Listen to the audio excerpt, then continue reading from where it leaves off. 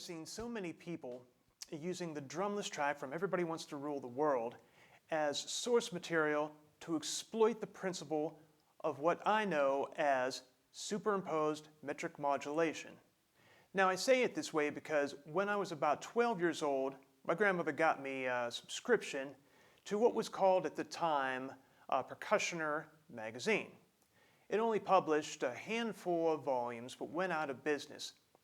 But not before I learned from it, and it's been a long time now, but I think it was Steve Smith who wrote the article bearing that title, also Superimposed Metric Modulation.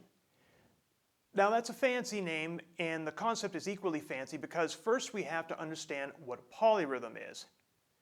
And a polyrhythm, glad you asked, is defined by the New Harvard Dictionary as such: the simultaneous use of two or more rhythms that are not readily perceived as derived from one another or as simple manifestations of the same meter. Now you may wonder, what does all that mean?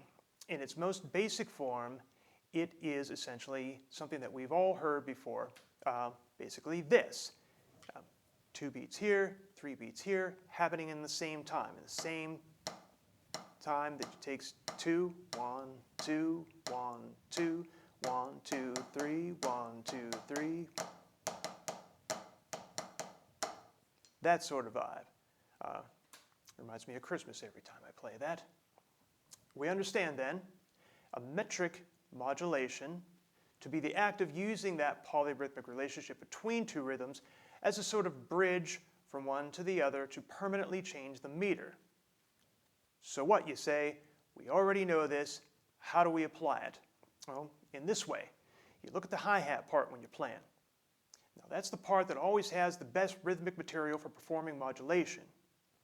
And in this case, we have an offset quarter note triplet, or every other, or really every 2, right, triplets, 2 to 3. And you play the beat.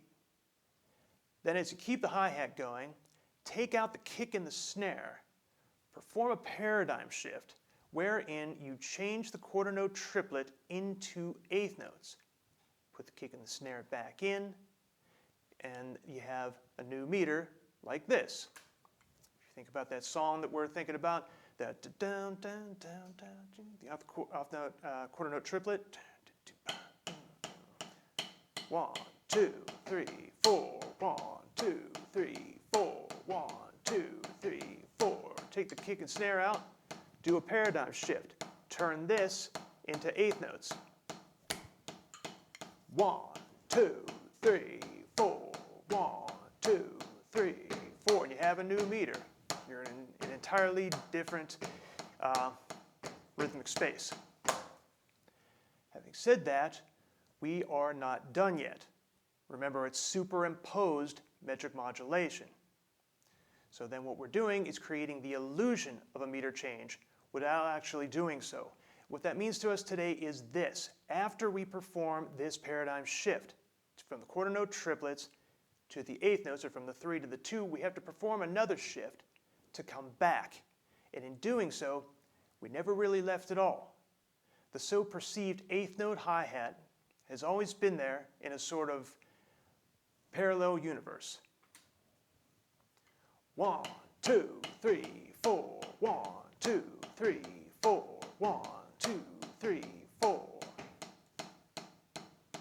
Make the shift. 1, 2, 3, 4.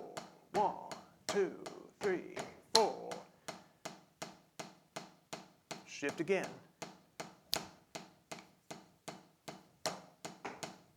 1, 2, 3, 4.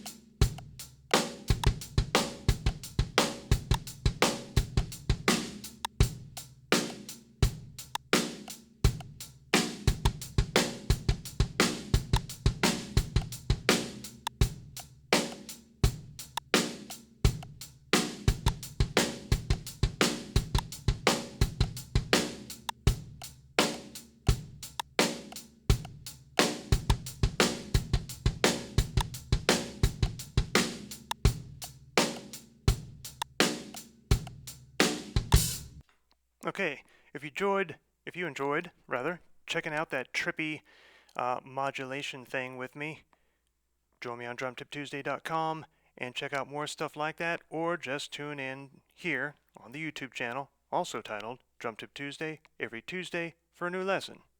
Thanks.